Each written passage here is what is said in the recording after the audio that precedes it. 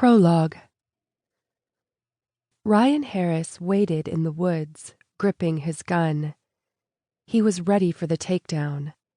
Behind him, he heard the muttered voices of his team, and further away, the race of an engine as a cruiser sped along the road.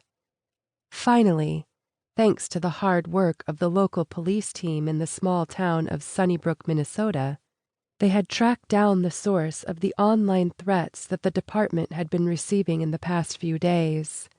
It seemed impossible that such violent and diabolical threats had originated from this humble wooden cabin about 200 yards into the forest. But clearly it was not impossible. Ryan could see the tall spire of a signal booster on the far side of the cabin's roof, and a couple of solar panels also.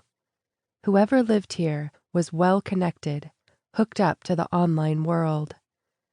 Police had discovered that the cabin was owned by a man named Mark Sudbury, but not much was known about him. He lived off the grid and had no close relatives or employers in the area. But Ryan had seen old ID photos of him. The man was tall, bearded, with an intelligent gleam in his eyes, and, Ryan thought, a shifty-looking face. It was likely that Mark had sent these threats, but with so little information on him, it was also possible that someone else was using his cabin. The identity of the criminal would only be confirmed in the takedown. Now, that was just a minute away. Ryan had a breathless feeling that time had telescoped and was now concentrated into these next few intense moments. The threats had first arrived 3 days ago from an anonymous and untraceable email address. Since then, the IT department had been working around the clock to isolate the source and identify the IP address, which had been harder than it looked. At first, the criminal had used the dark web to send the emails, promising death, destruction, and annihilation to the local police, addressed to the deputy in charge. "You are nothing more than criminals yourselves. You deserve to suffer, and I will sabotage your vehicles to make sure you do. You and the team are going to end your days in fire. I will make sure of it.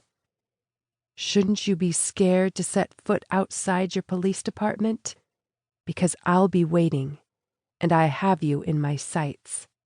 The IT department had tried a new tactic yesterday. They'd sent back taunting emails in reply, hoping to rile him and that in his anger he would make a mistake.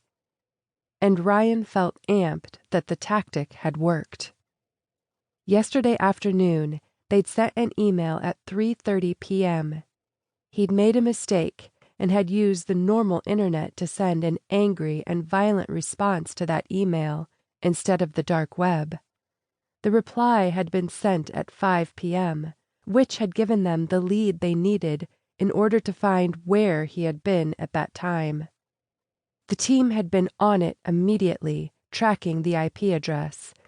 In the small hours of the morning, they'd identified the cabin, and now, early in the morning, with the sun not even up yet, they'd come back for the raid. There was a light on in the cabin, and he could see the flicker of a computer screen through the curtain, hearing music and voices.